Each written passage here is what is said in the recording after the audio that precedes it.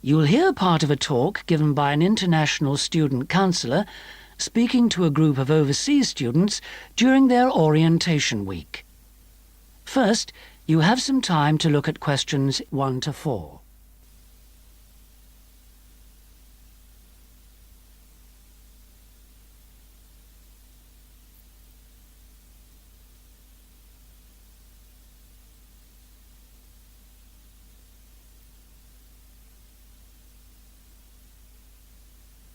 Now listen carefully and answer questions 1 to 4.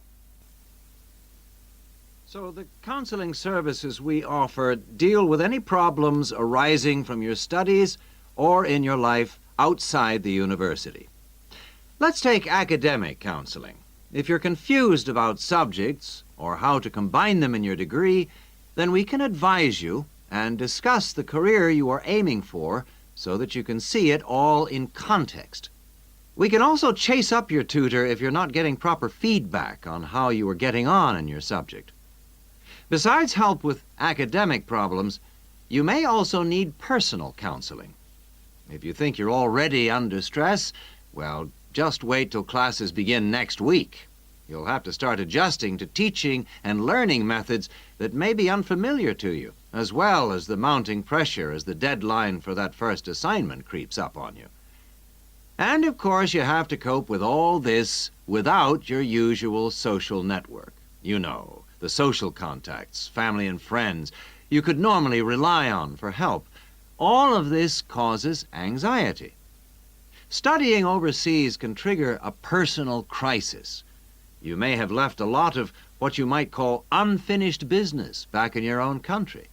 Or you may have interrupted personal relationships or even sometimes have broken them off to come overseas. And so the student often feels lonely, unhappy, unmotivated, and unable to concentrate on studying. Or there may be other things bothering you. Our resident chaplain can offer you spiritual guidance if that's what you want, or we can put you in touch with community groups that can provide you with social contacts and friendship. Before you hear the rest of the conversation, you have some time to look at questions 5 to 10.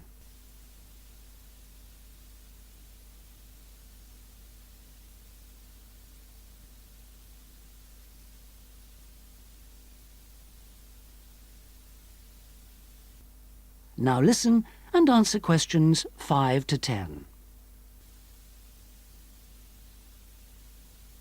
What about exam stress?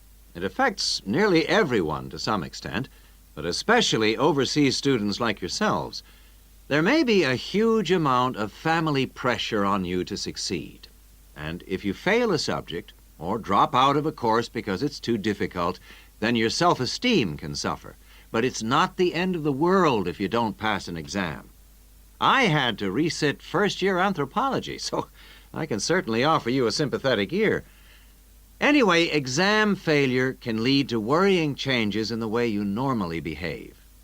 You may also be off your food, or you may have dietary problems because the local food is not to your liking and upsets you, and this can affect your health and studies.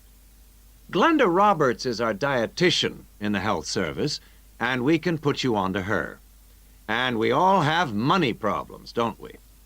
But remember, full-time students can get a low-interest loan of up to $600 to buy books and for similar study-related expenses. That's right.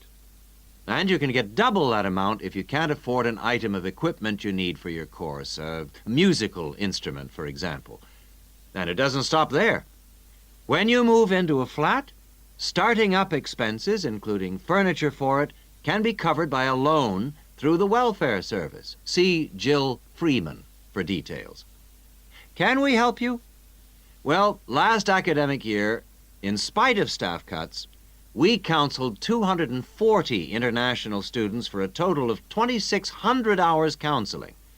And finally, we won all but just one of the 12 appeals that we launched on behalf of students. Not too bad for an understaffed service, don't you think? That's all from me. Thank you.